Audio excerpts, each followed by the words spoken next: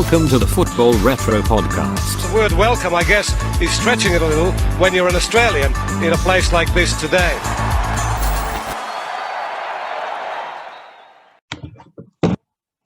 Hello and welcome to the 52nd episode of the Football Retro Podcast. I'm your host, Akram Tabuli. No, it's not Johnny Brancati. He's off sick this week. So we're going to try a bit of an experiment. We're going to put me in the hot seat, like Fatty likes to say. So here we are. We have our regular co-hosts, Ryan Adasi and Fatty Bashara. Fatty, how are you going, buddy? Are you nervous because I'm in charge today? I'm always nervous coming on here. Bullshit, I'm never nervous. I'm not even nervous that you're in charge. I'm just curious to see which way this episode goes. You know, no structure as per Johnny. Johnny loves to be very structured and sort of lead with questions and let us discuss. But you're usually the instigator of shit talk, so I'm curious to see. Hey, man, we have structure. There's been a rundown. There's been a schedule. Everyone's read it, except you, of course. I never read it. Well, let's see how you progress with it. Yeah, let's see, mate. Let's see how the experiment goes. Darcy, mate, how are you? How you been? Yeah, good, thanks. And not a bad introduction you did there. Doing quite well so far. No, thank you, mate. You're going to judge me throughout the episode? Yeah, that was you did quite better than what you thought. I think you're quite nervous going into it, but yeah, it's good to see that you're stepping up in the world. In the world, wow, fucking hell. Yeah, above you, Darcy. Above you, bro. I'm gonna kick you out of this. Anyway, so for the 52nd episode, we're going to be talking about the Newcastle United takeover, and to do that, we're going to have a guest with us, Mark DePoli. Mark, how are you, buddy? Would you like to introduce yourself to our audience? Yeah, sure. So first of all, really good to be here. So my name is Mark. I'm a massive football fan, also here based in Sydney. I love my local team, Sydney FC. Piqued particular interest back when we signed Alessandro Del Piero back in 2012. And I was quite young. I'm only 20 now. So back in 2012, my interest in football exploded. Also, really happy that you're one of the only people who's ever pronounced my last name correct first time without asking, by the way. So I've had Mark DePolio during my Year 6 formal graduation, and I was honoured to be called, the disease that wiped out half of Europe back in the 1700s. That was pretty good. But I run a YouTube channel as well called Football for the Fans. So the first word's football, second word's 4TF for the fans. I'm very interested in commentating live games, so lots of long live streams, Premier League, A-League, UCL, and when the Bundesliga has a game that's not an 8-0 to the Bavarians, I will pitch in for that one as well. So I love doing that. Love FPL has come into my life recently a lot, so started podcasting around that and giving my opinions that I have no credibility to give, but we give it. So thanks for having me, guys. I really appreciate it. Sounds like we're happy to have you. Happy to have you. I like the shade on the Bundesliga there. They all the teams seem to just play this incredibly high line. It makes for a lot of goals. Did you see that Bayern have scored 53 goals in 8 games, something like that, the first 8 games of the season? It's mental. Yeah, and they just beat Bayer Leverkusen 5-1, who are coming third on the table. So I mean, come on. The dominance there is so strong. That's Akram's favourite league. No, it's not. But anyway, shows how much Fatty listens on this podcast. By the way, Darcy over here, he used to fancy himself as one day becoming a commentator. Maybe he could join you one day. Please. Yeah. A bit of a colour commentator with all the stats in his head there. Did you say colour? Did you say colour commentator? Yeah, colour commentator is the commentator next to the play-by-play guy who adds comments and context. I thought it was just some casual racism there. You gaslighting divisive asshole. Anyway, so today the episode is going to be on the Newcastle United takeover. But before we get into that topic, I really wanted to ask you guys, how about Mo Salah? What's been going on? Been on fire this year. Mate, I think we've discussed this in our chat, obviously, over the last couple of days. His game on the weekend, amazing assist. Like I saw that for the first goal was ridiculous. The guy is absolutely on fire. A lot of people wrote him off and thought it was just going to be a flash in the pan or a one-season wonder. But he seems to keep pulling through, and he keeps coming through with the goods, assisting, making goals. And I'm not talking about goals against lower opposition. He's banging them in against the Cities and the Chelseas, and yeah, he's doing really well. I mean, the way he's going on, I'd be surprised that he doesn't win a Ballon d'Or, to be honest. I mean, it's quite possible, eh? It's certainly possible. Would you say right now on form, he's there we go, a bit of extra light there. Would you say on form he's best player in the world? It'd be hard to argue against it, to be honest. I don't see another player at his sort of level at the moment. What do you guys think? Yeah, he'd be up there. Definitely those last 2 goals he scored, the one against Manchester City and then on the weekend against Watford, unbelievable individual skill there to get past 3 or 4 defenders, I think, in each goal. So, yeah, really in the form of his life. And as Fadi mentioned, I think a couple of years ago they said, one season wonder, no, he wouldn't do it again. But he has produced it consistently. So, yeah, I think him and Karim Benzema up there as the most informed players, I think, at the moment. I was going to mention Big Ben's. I think his player of the month this year was a 4-game, 5-assist, 6-goal month. Like it's insane. Now, in saying that, Benzema is not necessarily scoring the kind of goals that Salah has been. I mean, the importance of the one against Man City and the quality of that goal was insane.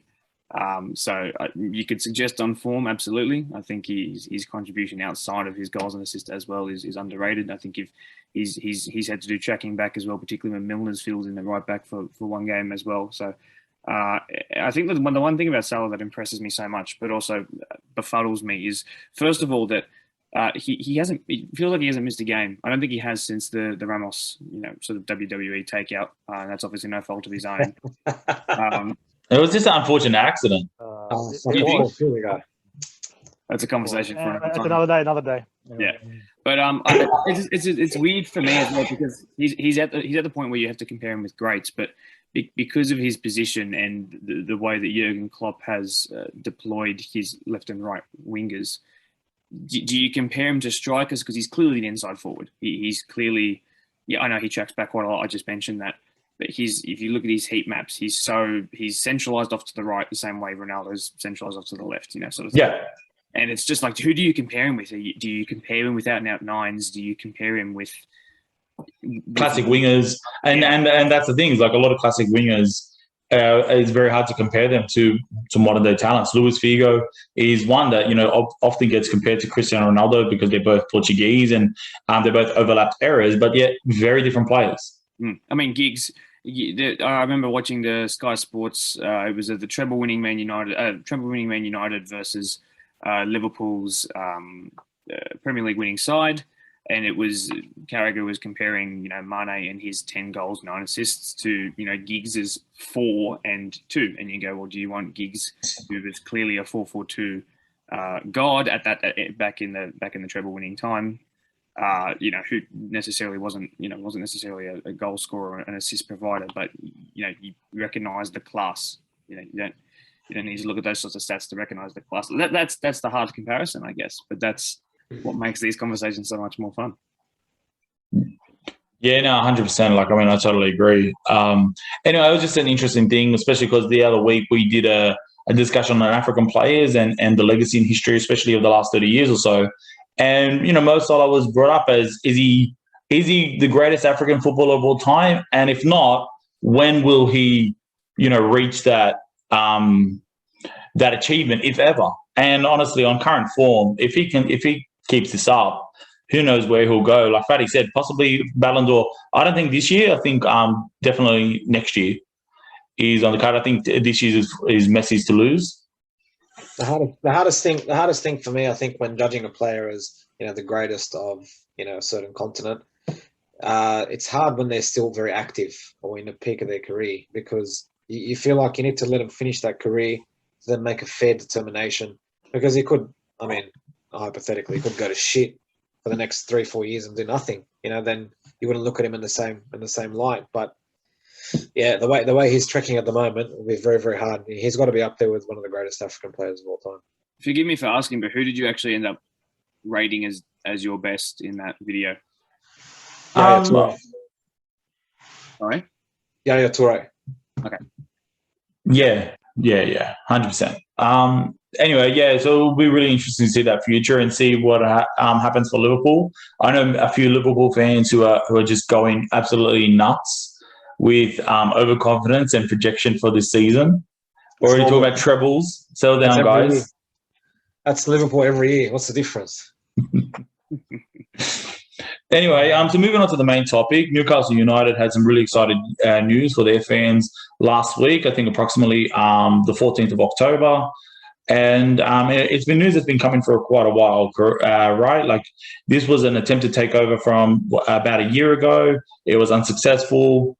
And so now it's on their second attempt, they've actually accomplished their feat, changing the football landscape once again. And so, Darcy, why don't you talk us through some of the details about this massive change?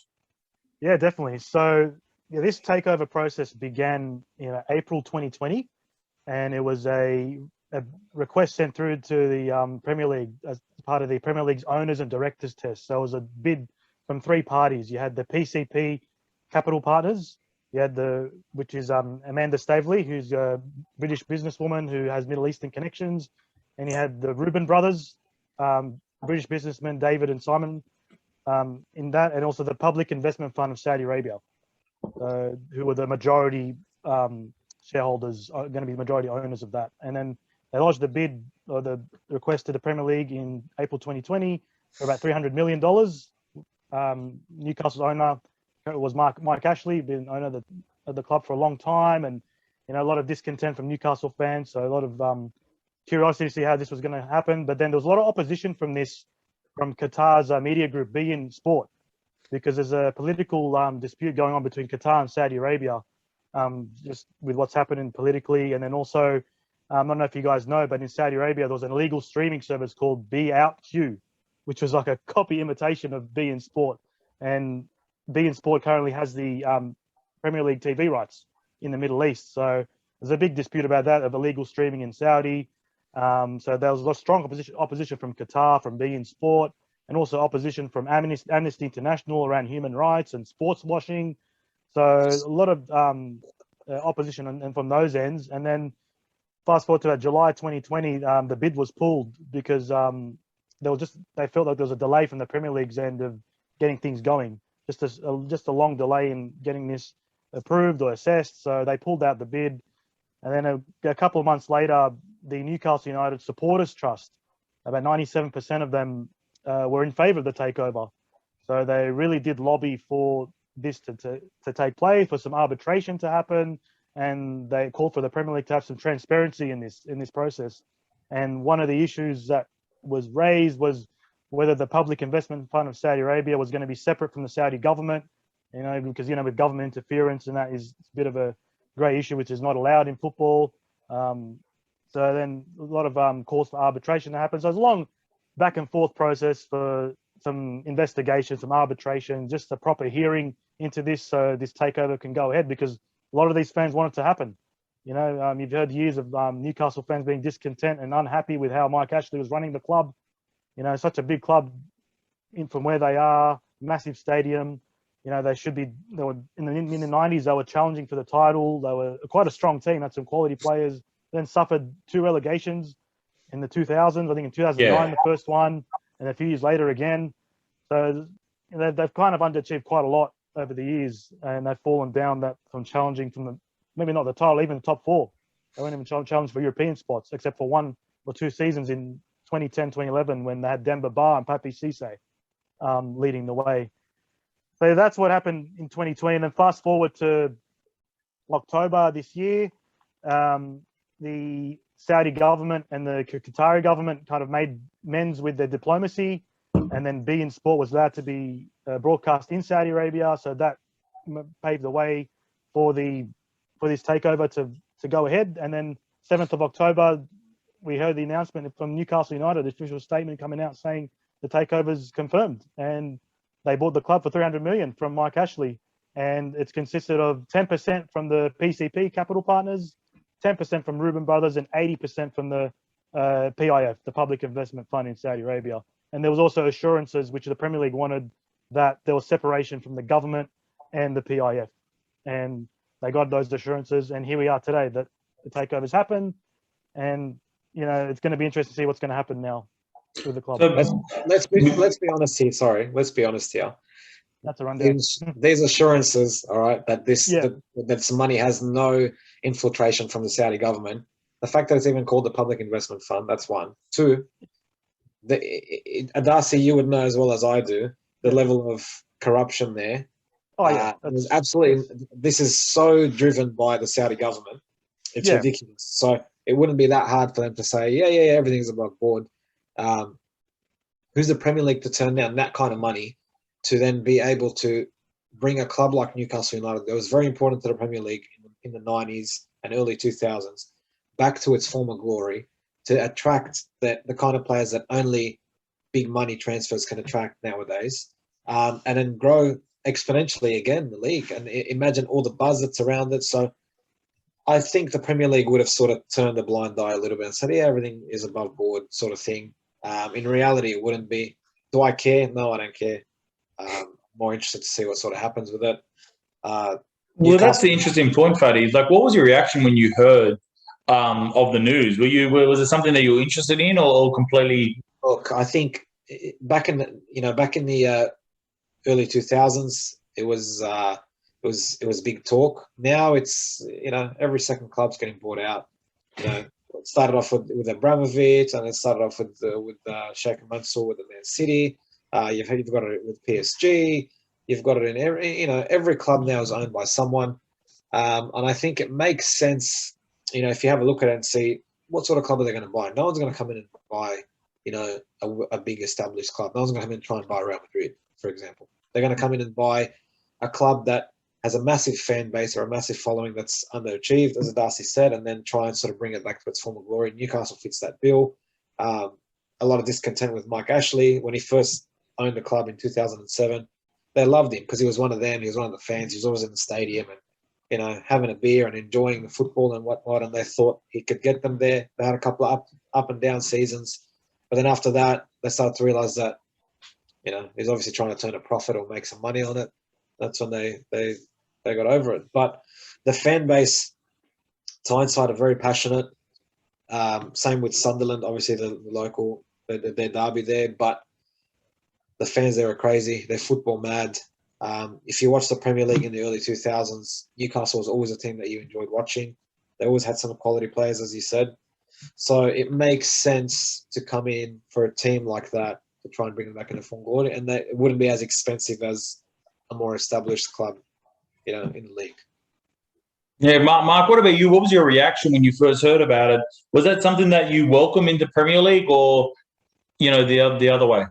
Well, okay. So my answer, and I've been thinking about this since I knew this would be the topic, and it could be a bit sensitive and it's political based, but this is what I think. And so you brought me on, so I'm going to say it, right? So first of all, here are some of the things that have happened recently, right? So in the last couple of years, British Prime Minister, who's now not in power, her name has slipped my mind ridiculously. That's bad from me. Is being pictured with the head of the PIF, of the Public Investment Fund, right? His name is Mohammed bin Salman, so he's MBS. He is the crowned prince, next in line, next of kin of the King of Saudi Arabia, which is also the government. Now, whether you can separate, whatever their statements say, if you separate Saudi Arabia's government from the PIF, it's impossible. It's a piggy bank run by the next in line to be king. So all of those statements are crap. They are, unfortunately. And my reaction when I found out, my first thought was, okay, so what they've done when they rejected this last year, the Premier League, because the Premier League in itself are nowhere near as financially viable or well off as the actual owners of these clubs. So that's why Man City, every time they go to court, will just out court you. They will spend more time there, and that's why UEFA can never sanction the charges. So what I think is that the Premier League, they didn't actually tell them to stop. What I think is that they've gone, hang on, Super League's a thing. And if we're going to make this team the biggest team by 7-8 times more than the second biggest team, that being Man City in terms of their funding, they've gone, okay, well, wait a bit. We already know these clubs are actually contractually obliged to follow through with this Super League. 12 becomes 13 or 13 becomes 14. And in a couple of years, this will rekindle its ugly head. So that was my first thought. Okay, so I thought, okay, crap, they've waited a long time. They've waited 12 months or 6 months, and they're going to now allow Newcastle into that because there's no way you can't not have them. So as well, there were talks of the actual British government being like needing to step in and not allow this and not allow, monopoly sort of business. Now that's a bit loose, but I'm also, you have to also remember that there is actually a pretty strong relationship right now, and this is where the politics particularly comes in for me, is that the British, no more than 8 months ago, supplied 1.4 billion British pounds worth of arms to Saudi Arabia's government in a war on the Yemenis. So if you don't know much about that, we won't go into that. It's a bit different, but there is a relationship there. And so they were never going to stop. The British government, the Premier League, were never going to be able financially or for pocket lining reasons, we're never going to stop this. So my reaction from a football perspective is a bit different because I think the Newcastle people deserve this. Very working class area. We've seen what Man City can do to the local area, and I think that's fantastic football development. There were 30 hotels they're now being built in the Manchester area because of tourism being skyrocketing in the area, especially post COVID now as well. I think that's going to be great to that area for youth development there. That's fantastic.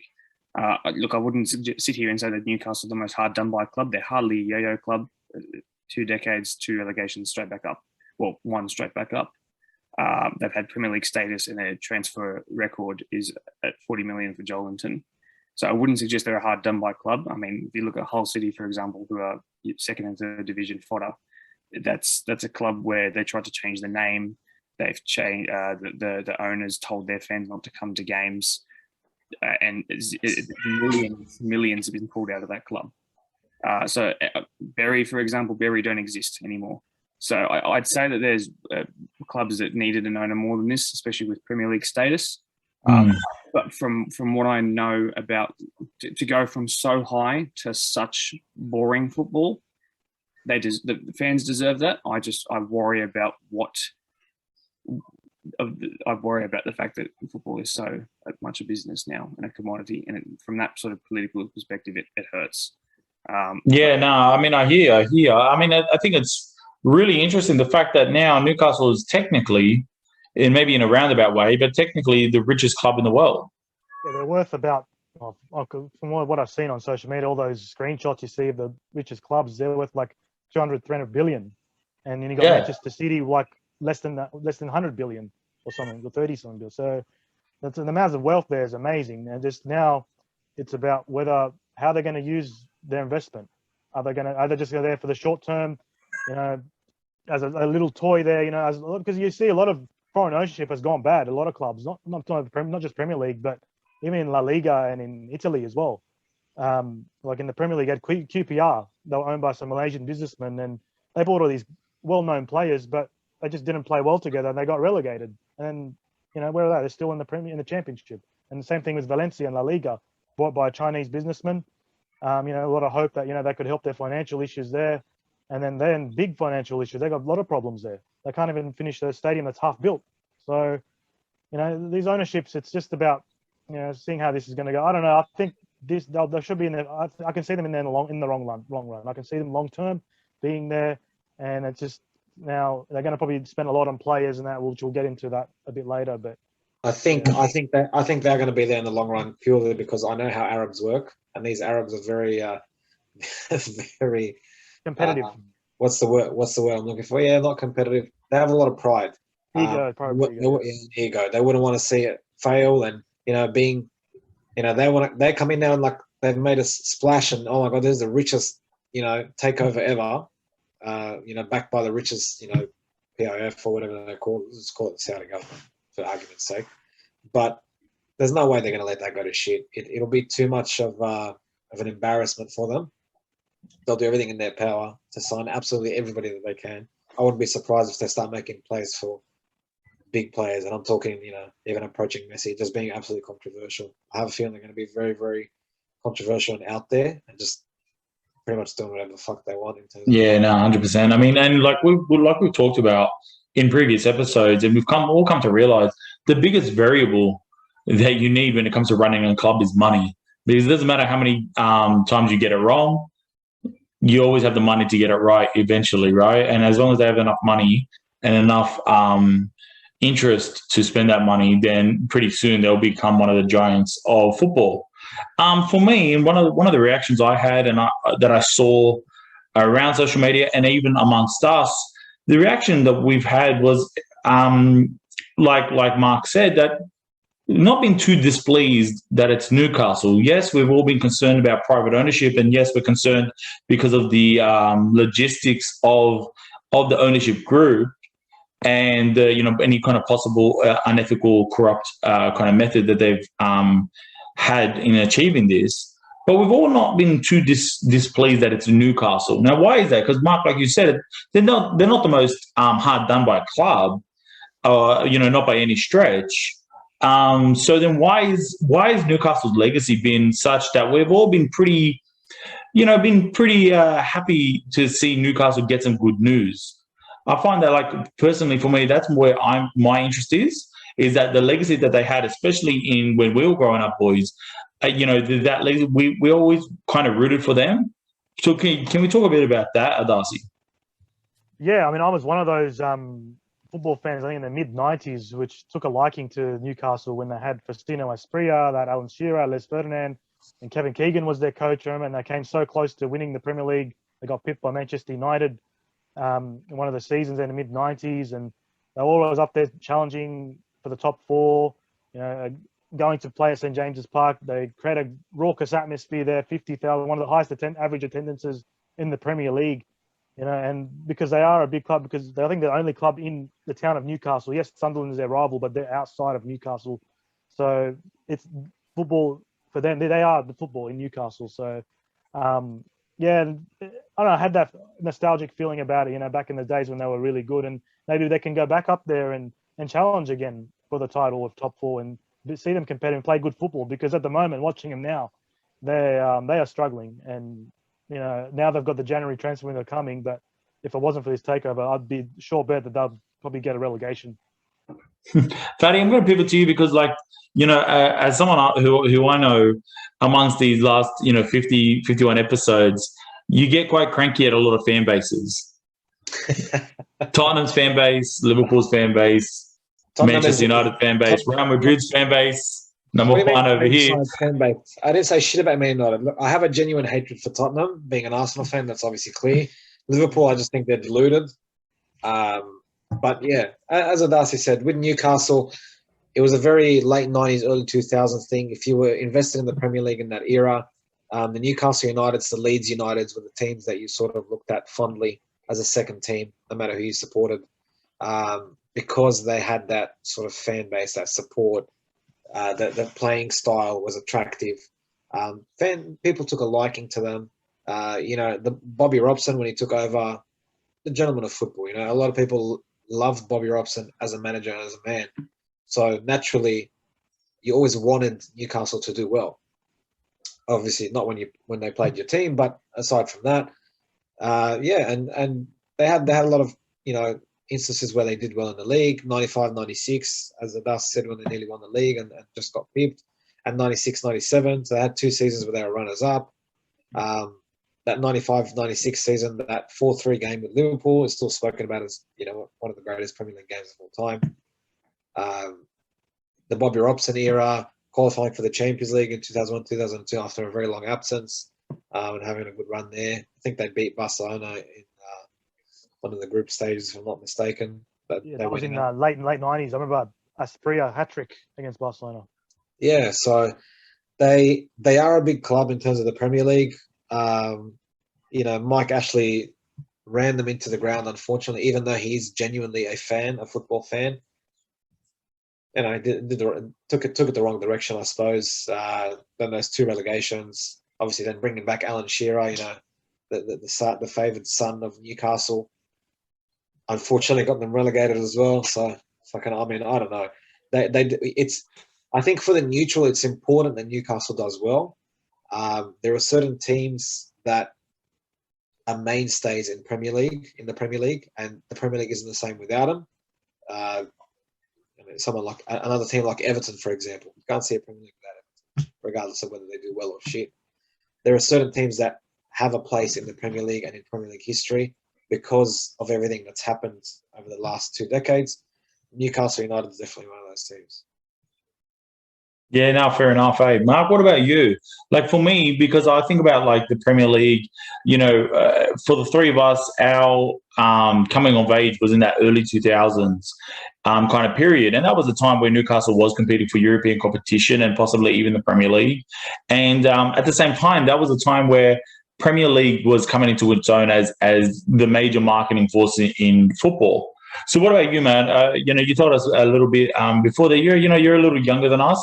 So kind of like, what is your experience then when it comes to as a Premier League fan?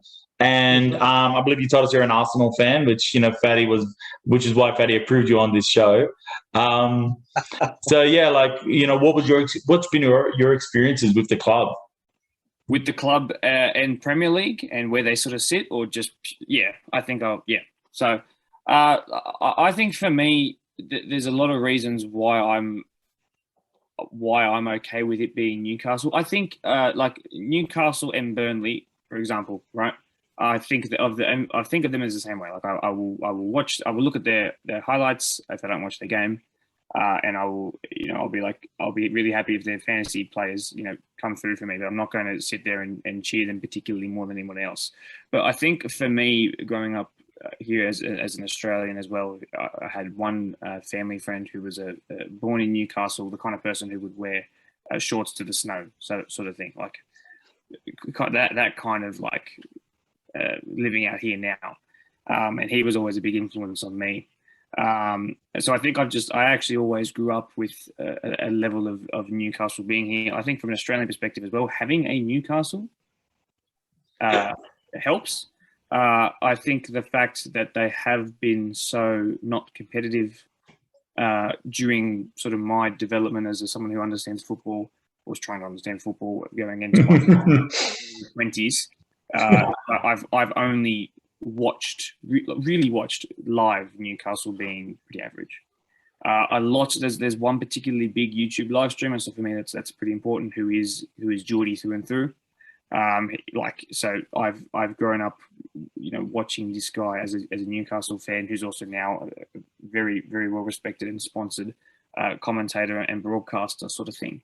So for me, Newcastle's always been around, sort of in the back of my mind. I think even from the psychological sort of perspective, they have colours that everyone likes. And if you look at other sports here in Australia, it resonates really well there across multiple codes of sport, actually. So I like Newcastle. I like the Alan Shearer story, hometown, coming back here. I know it was difficult, him being a coach, but there's something special about him and that story and the statue, and to see their stadium get changed, and to see images and hear quotes of training ground bust-ups. It's difficult, but I think it's great in the sense that now everybody out here in Australia really supports a big six club, a top six club, whether it's an Arsenal, whether it's someone else. And I think even with the issue with Man City was that Man City had massive rivals in Man United. So Newcastle here in Australia, I can't imagine there's a lot of Sunderland fans, but I think Australians particularly would be quite happy with this because they don't really compete with everyone. And as an Arsenal fan who doesn't have a rivalry with Man City, I actually don't mind Man City winning the league. It means that Man United don't pull one further away. 21 is not coming, and it hasn't been for a while. So it's good to know. There's sort of a comfort in knowing that the country-owned teams are just going to run away with it. I don't know if you guys sort of agree with that, but as someone who's watching Arsenal sort of fade away into mediocrity, and then to have Newcastle come in and just do everything right, and they will, as Man City have. Like it's like an Akram laughing. Fucking shut up. Yeah, well, it's true. So anyway. No, fair enough. The other thing I'm going to add to that with regards to the relevance to Australian, to Australian fans. Don't forget you had Mark Viduka playing there. You had Craig Moore at one stage during that successful era for Australia. Obviously post World Cup, so they were there at 2007 at Newcastle. Viduka didn't set the world alight at Newcastle as he did at Leeds or Middlesbrough, but he was still there. So that Aussie connection there, I think Troisi also was there for a year or something. Yeah, I think it was for a bit. Curtis Good as well before he came back to the A-League. So there's a few Australian connections there. Same with Leeds. That's why Leeds is, Australian football fans are very fond of Leeds United and that era as well, that early 2000s era, because Australian players played it. And then those games would always be shown here as a preference because you want to see the Australian players. And it was around the time of the World Cup, 2006 World Cup. After that, football was very exploded here. So, yeah, Newcastle United definitely resonates with Australians. They've got a large fan base here as well. Probably not as big as the Liverpool Wankers, but they still exist. One moment of Newcastle United that sticks out. I don't know about you guys, but 2005 when they were playing at home against Aston Villa, down 3-0, and Lee Bow and Kieran Dyer just going at it, fighting each other. That was just classic. That was insane. That was insane, and Alan Shearer pulling them apart, and both of them getting red cards, and then you see him the next day in training, shaking hands and smiling to the cameras. Only in Newcastle. No, yeah, for me, it was two things. It was Alan Shearer. I think Alan Shearer is, somewhat comparable to Francesco Totti in the terms of he's a world-class player who decided to stay loyal to the club. I know Alan Shearer wasn't a one-club player, but here he was. He could have joined other big clubs within the Premier League, Manchester United or even Arsenal at that time.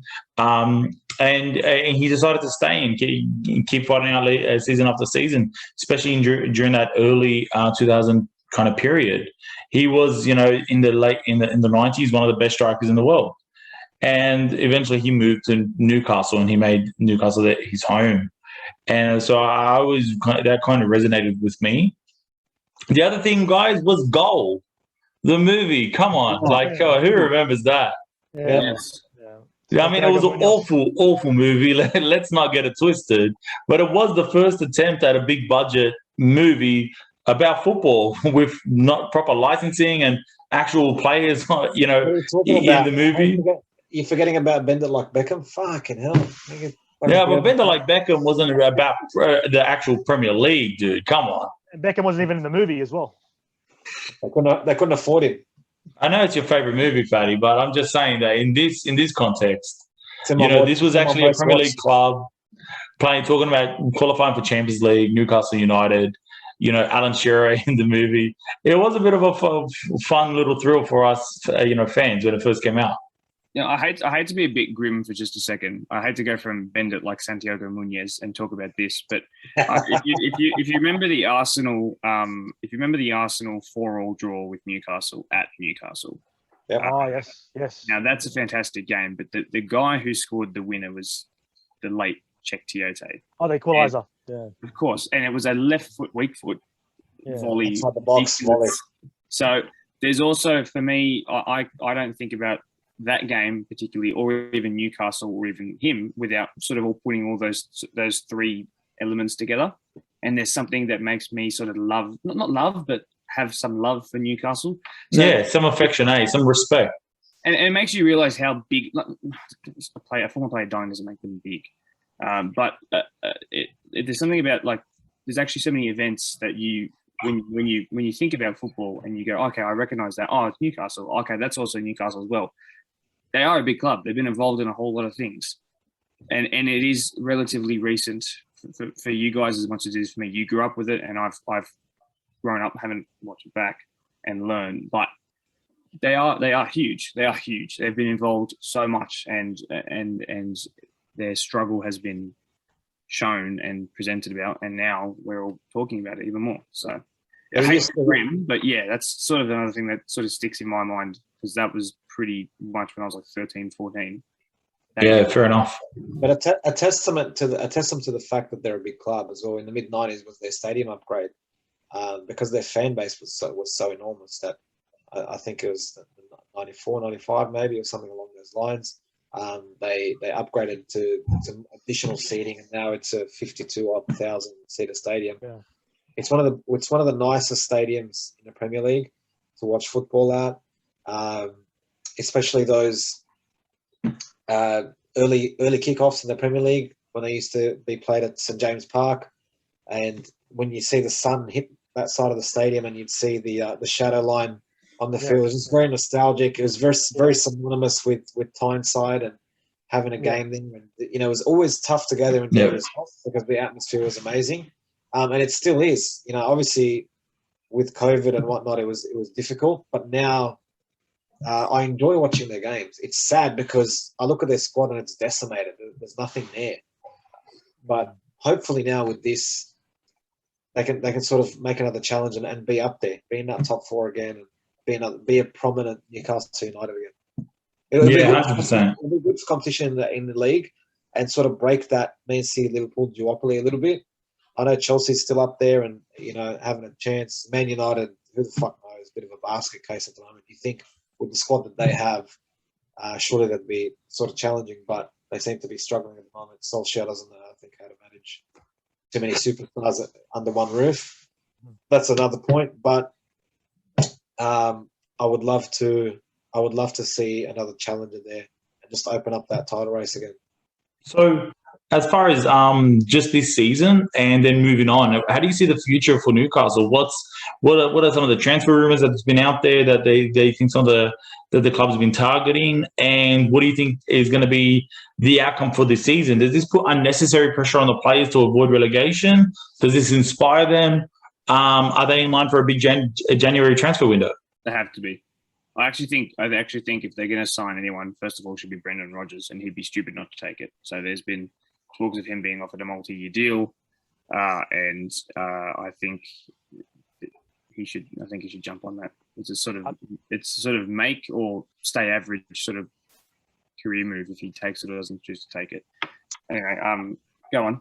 I was going to say you said Brendan Rodgers. I think I heard the other day that he was waiting out for the Man City job when Pep Guardiola leaves in 2023. That's what I read. So, unless he gets, I don't know if that's tough one. I don't know if it's smart for him to wait, to be honest. I don't think there's much more he could possibly do with Leicester.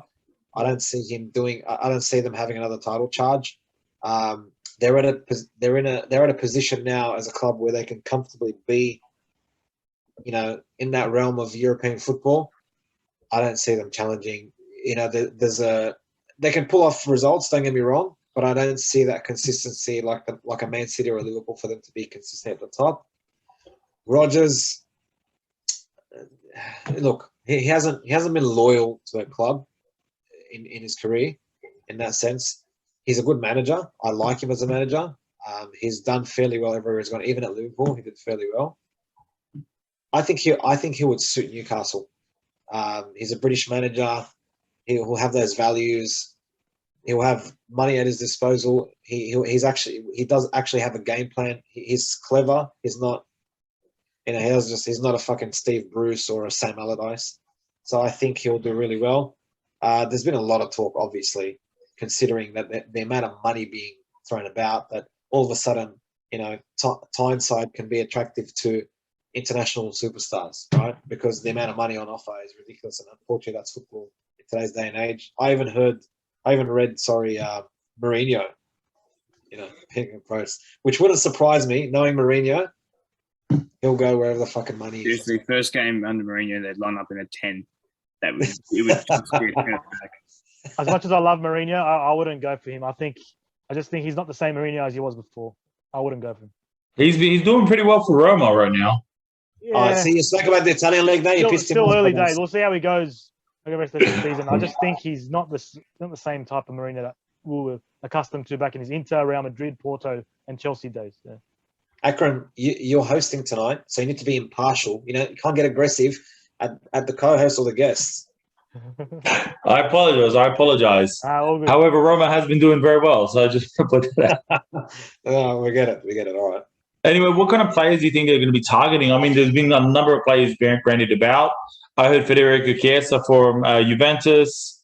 Definitely a number of them. What about you guys? What have you heard? I've heard a few, to be honest, that I've listed down that I thought were interesting. Chiesa being the first one, and they're valuing him at around 70 million. Matthias de Ligt as well from Juventus. I mean, I don't know how he's been doing there. You can tell us, Akram, if he's been I don't know if he's performing or not. Timo Werner as well from Chelsea. I don't know if that's really a signing that they'd want to do there. Brozovic from Inter Milan is another one that they've been talking about. There's a few. There's actually a few. Rabiot from Juve as well. A few Juve players that are targeting. I don't know why. Ramsey is another one from Juve.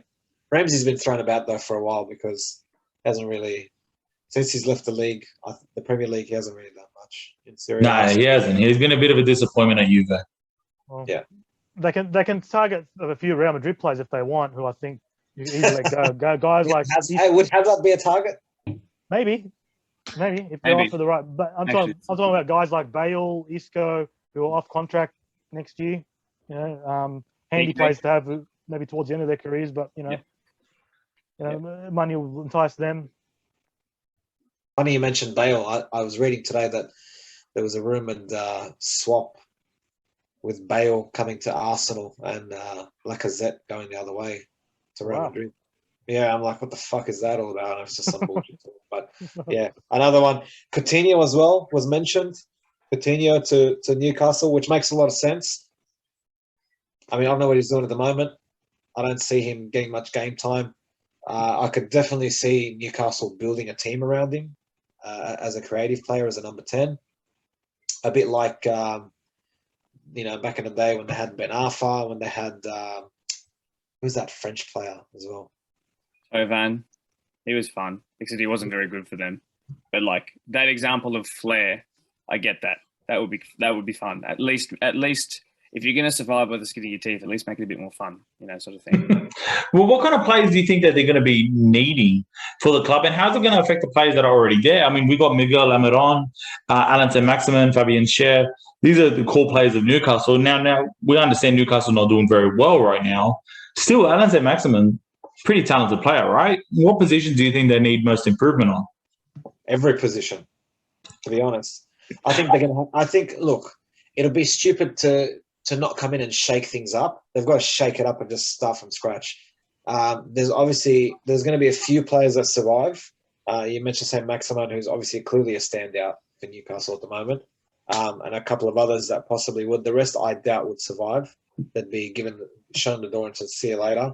I don't think they're going to care whether they have to pay out contracts or what is it, and they just sit them on the sideline, get rid of them. They're going to need to start fresh. There's no time to fuck around, I think. If they want to really shake it up, they're not going to make a challenge for the league this year.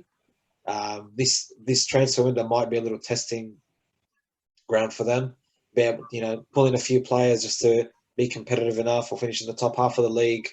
Just to survive. Yeah, probably target the management they want and all that, and then next season really have a go at it. I think they're going to clear out a lot of players. You know what though? We mentioned Saint-Maximin being insane, but Saint-Maximin, Callum Wilson, who is at this point now multiple years as a proven Premier League goal scorer, it's the injury record that's an issue. Almiron, look, he's not a regular goal contributor, but I think the talent, or at least what they want to be looking for, which is away from boring five at the back, Steve Bruce, and a bit more fun. He won't be the name to go. Eventually, he might be. They've just got in from Arsenal, Joe Willock. I think there's certainly talent there. A lot of Arsenal fans were displeased considering his 7-goal, 7-game run toward the end of last season. I think Fabian Schär has the sort of distributing qualities that people want, but he's probably not the upper echelon of that. So well and good being able to pass, but you need to still defend. I think that their goalkeeper choice is fantastic as well. But I feel like if you can plug a couple of positions around them, their strikers are set for this season. Your 10/left wing is set for the season. If they can, and your 8 as well. And if you can sort of start to put players around that, I think there are a couple of good. I personally think there are a couple of good players who could last at least 2 more years before they really really go off, eh? I don't think they can. Can they Robinho halfway through the season for the Man City equivalent? I don't know. It'd be fun. They can. I'm not sure if it would actually be smart to bring in a Coutinho or a Bale. I think it'd be actually a lot smarter to bring in a coach, first of all, who's going to win you games and buy players who actually can. I don't know. Is it Premier League proven players or is it flair players who attract eyes? I don't know. What do they want to do? Is it a business thing or a football thing? Because I don't know. That's true. It depends on how competitive they are for real results versus just getting eyeballs. The fans, though, there's just such excitement about this takeover, and they're just looking forward to see what the owners are going to do, where they're going to invest their funds in. I think they are going to try to get some big names just to get the fans excited, get the fans some hope, maybe like Man City did when they got taken over by the Abu Dhabi group. They got players like Robinho, and then they got Elano, Martin Petrov, guys like that. And then from there they just started getting quality players from there. So I think they will start to try to get a few big names, and then but I do think, as Mark said, the coach choices are going to be very important. Yeah, fair enough. Money talks at the end of the day, so it's going to really be down to who they want to target. I also agree a manager for them is the biggest thing. Steve Bruce is not a Premier League manager. He's struggled. He struggled with Newcastle. He struggled with Hull City. He struggled with Sunderland. Was he at Birmingham as well? I don't recall if he was. Yeah, Birmingham. I think Wigan as well. Yeah. So Wigan. I mean, look, he's there or thereabouts, but the whole of his career he's fighting relegation battles. So it's not really a manager that I would want to keep on if I came in and I'm a billionaire owner thinking, all right, I want to really see a return on my investment here, or to it's, as I said, it's a pride ego thing. Yeah, we're the richest group in the world now, and we've got one of the best clubs. It's not going to happen overnight. They're going to need a couple of transfer windows, I think, but yeah, definitely a manager would be out the window. And I think it's going to be very hard to pry away big managers. I don't see anyone right now that's really suited there. Rodgers, as you mentioned, is probably the best choice. Whether he's got a contract at Leicester or not, I don't know. Whether he's weighed by the money. I know he likes a challenge, Rodgers, and he's a very, very clever manager, so it'd be interesting. I think if you want to bring in a manager from Premier League level who is great to project your new era of Newcastle, it's got to be Graham Potter. I know you can't buy him out, but I'm such a fan of that guy. I think what he does for Brighton is fantastic, and I think he did fantastic things for Ostersund's back when he was their coach, and he was really making a name for himself. Took them from, I think, the bottom of the second division to the top, and then had a win over Arsenal when they eventually got to the Europa League. So, and that's also just deplorable by Arsenal. But that's what if I was to start a project, I don't want to Watford my coaches. I think if it was an ideal world and someone was off contract, it would be Graham Potter for me. But yeah, I agree with the big signings. I think for me, it's going to be defenders as well. Like if you're looking at big defenders who are sort of not playing at the moment, I think Umtiti from Barcelona, probably PK as well, to be honest. I think you probably can't pry away any Italian defender. I don't know. I just think a couple of big name defenders who are sort of at that age who still sort of have legs would be probably the best thing for the team, but also eyeballs as well. Chiellini. that's the first thing that came to my mind. I was like, hang on, a 37-year-old man who's got the injury record of, Dave down the street who did his back at 15. So I think that says a lot about the Serie A that Chiellini can still play at that age, where he probably wouldn't survive in the Premier League because it's too quick for him, mate. Did you forget the Euros that quickly? Is that what happened? He was actually so good against Spain when Bonucci got red carded in the Nations League the other day. What a waste of my 5 a.m. wake up. Accidentally went to bed at 3 a.m. playing pro clubs with the boys on FIFA, and then got up to watch my beloved Italy, be down to 10 by the 36th from their captain. But Chiellini came on and had a fantastic game, and he was basically the only centre back. It was insane. He's still got it, man. He's still got it. Mate. Anyway, I've got to ask, is this good for Premier League? Is this good for football? Darcy, what about you? Well, let's start with you, mate. Well, Premier League, you got another challenger, in Street Fighter. So here comes the next challenger, a new challenger in the press, So you got the top 6 clubs. Now it's going to be top 7. What do you want to call it? So, there's going to be more interest in the title chase. Not probably next year, but maybe the year after, if they invest more and the players gel well together and they got the right coach. As for football, I'm going to say it's going to inflate the market even more now with buying players, because it's going to be tough to get elite players to live in Newcastle. Like it's away from London, Manchester, the major cities of England. It's closer towards the border of Scotland, I think. The weather's cold there. So you're going to be paying over the top wages to convince these players to live there, you know. So that's going to, and because of that, the markets is going to keep going up, and players' values are going to inflate. And just as we saw with Manchester City and PSG now. So I'm actually not too sure if it's going to be good for football overall, you know, because of that sense. So players' values are going to not be truly reflected because of this. I'm keen for the Geordie Phil Foden in 10 years to come through this year, because Man City have barely promoted youth, and fair enough, because you can buy whoever you want. But I think his story particularly is quite nice. Phil's is. It's refreshing. It's refreshing. Yeah, because he is seriously good. I don't think he's the next, you know, top 2 player of a generation, but there's some serious talent there. I'd like to see them somehow to invest in youth, and like I said before, right at the start, make the area a whole lot better, make Tyneside a nicer place, bring in tourism dollars, which is great for not just Newcastle, but Newcastle as a city's economy.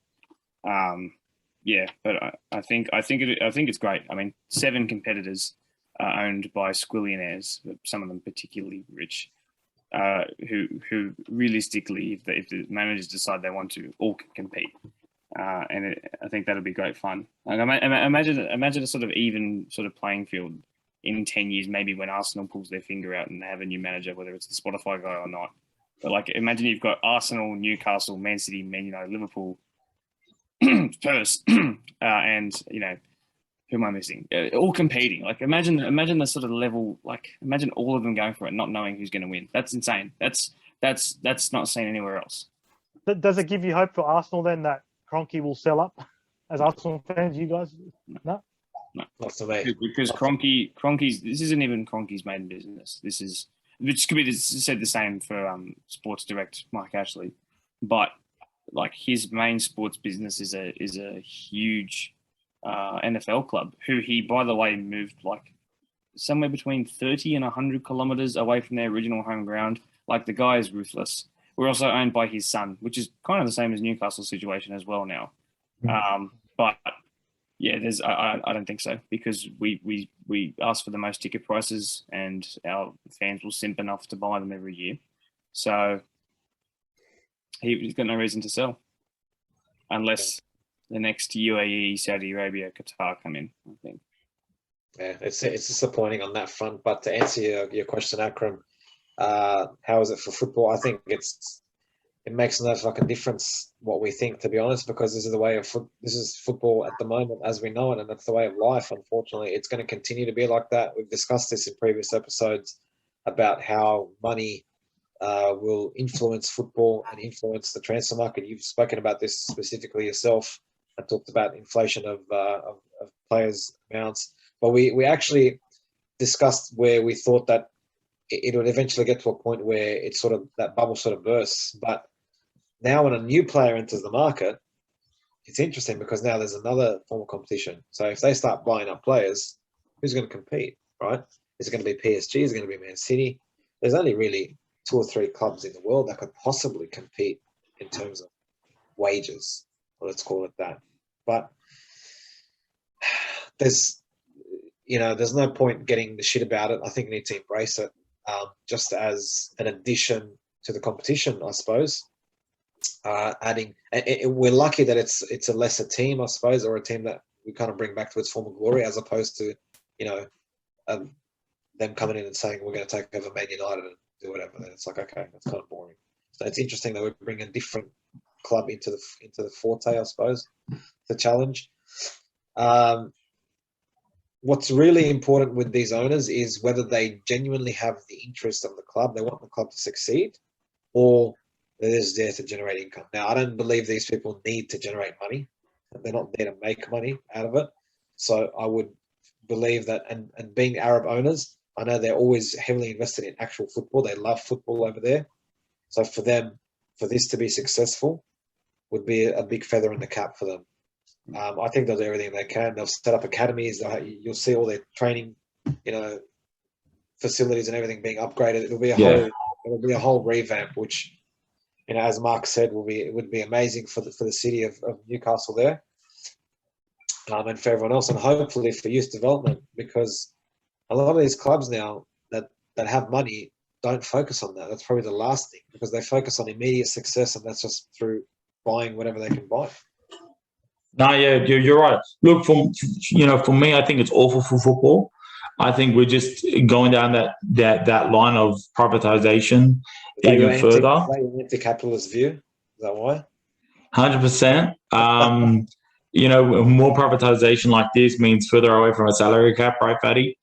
I think Let it go. There's no fucking salary cap. Forget it. I think I think billionaires have kind of mined the well of the Premier League now, well and truly. I think the next stop is now for these Saudi princes and Russian oil tycoons to go after more Serie A clubs and La Liga. And I just think we've talked a lot about the concept of the Super League. I think it's only a matter of time now. I think that's what we're going towards. 100%. And it's just sad because I think football is such a provincial kind of thing, with your local team. And that's why it's so interesting that Newcastle being, like Adasi said, the only team in Newcastle, having a fan base, a real hardcore fan base there. That's what football is supposed to be about. It's supposed to be about that tribalism between suburb to suburb and province to province. Now it's become these multinational conglomerates. And I think the transfer market's going to go even further crazy than it already has. But yeah, fair enough, man. I think we summed up this kind of this whole takeover really well, and I think we put up a few things. Darcy's just back in the waiting room now. I don't know why he dropped off. He maybe just had to rush off to the bathroom. Let's admit him and see what he has to say. Before he comes in, sorry to interrupt you there. Yeah. Not only is it bad for football in the sense that it's privatization, capitalism, etc., but it's actually, in terms of the rubber band, this is the most stretched owner we could have possibly imagined. This is 7 times more wealthy than Man City, and Man City is already so wealthy. And if you want to get back to Newcastle, back to where they were, fine. Get an owner the same as Kroenke for Arsenal. That's or the guy who's meant to succeed him, who is $2.1 billion net worth. The Spotify Daniel Eck. Sorry, that's more than enough. It's more than enough. True, yeah. Back, but this is so, like I said, the rubber band. This is snapping point. The next in 10 years, if they are a monopoly, which is likely, which puts emphasis on PSG and Man City winning the Champions League as soon as possible, by the way. That's another story. That's true. They're so far ahead now, and they could get so far ahead. The problem is that the next one, the next Newcastle, whether it's a Lazio or whether it's, I don't know, you want to go and get a Deportivo La Coruña from Spain back up to where they used to be 10, 15 years ago, or you want to... But is that club then going to be worth 800 billion? That's exactly right. And it will only, because now you need to be the best. So that's what hurts me, I think, is because this is so far ahead, and it means that everyone else will need to do the same thing if they want to compete. Yeah, now everyone's just going to have to even catch up. First it was Man City, then it was PSG who set the standard for that kind of excess of money, and now it's Newcastle. Darcy, you're a good man. How was your bathroom break? my phone was overheating, so it turned off. The Zoom turned off. So I'm frantically trying to get back in. First time it's ever happened live on the recording. So I know, first time ever, mate. Thank you for doing it on the episode that I host, mate. I appreciate that. I'm back. It's all good. Sorry, man. I was trying to frantically get in and get the code in, the passcode code, and back into Zoom. And I'll just say, in terms of what this means for the Premier League as a whole, it separates the Premier League further from the other leagues. We spoke about disparity between the Premier League and the Serie A. Forget about football quality at the moment. I'm just talking about revenue as a business. Yeah, 100%. Yeah. It takes it up another notch now, because the Serie A thought, okay, we're starting to catch up, or we were closing the gap over the last few years. Now it's just you bring another club, It's re-widened it again, eh? Yeah, because now all eyes are going to be there, and rightly so, as we are discussing at the moment. All eyes are going to be on Newcastle, what they're going to do, the players that they're going to sign, what competition they're going to do. Newcastle's obviously, you would expect that they would, start playing Champions League. They're going to start competing over the next 2 to 3 years. You would think they would really shake up European football as well. They wouldn't come in with that sort of money and just be like, whatever, we're just here to make up the numbers, sort of thing. So again, Anyway, it takes away from this, I wouldn't say strength, but the viewership of the other leagues, because now everyone wants to see Premier League. And as we discussed, if there's going to be additional competition in terms of who's going to win the league this year, there's 7 teams competing or whatever it is, that becomes more interesting than me watching the Bundesliga and knowing that it's going to be Bayern, or, in the off year that it's, Bayern has a shit year for some reason. It could be Dortmund or Leipzig or something, which is very rare. yeah, Same that's thing true. I'm going to narrow it down to 2 teams, or, Juve winning it for 9 or 10 years in a row. And then Inter winning it once. So unfortunately, it's just going to create a bigger divide. The real question should be why these owners are not targeting non-Premier League clubs. Is it the attraction of the viewership, being on that big stage? Does everyone want to be in the spotlight, sort of thing? I think that would be... That's such a good point there. Just going off right there what you said, the big stage thing. Because that gap that we're talking about, that also means that every other club will have to fill in that gap, which means not only are Newcastle poaching more players for however much money they want to spend, but it means the others, if Liverpool, Man City, Man United, etc., want a prayer, their owners are now going to have to be either more corrupt or more diligent in the transfer market. And once Messi and Ronaldo spend 10 years in England instead of the next Messi and Ronaldo spend the next 10 years not in Barcelona and Real Madrid, but in Newcastle and Man City, it means that everybody else has to then compete with that as well. And I just think that the Premier League is going to become its own little league monopoly now as well.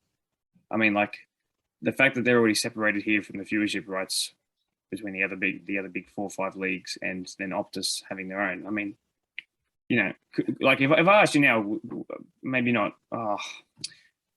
Fatty, maybe if you would you rather have Foxtel only or Optus only now? You know what I mean?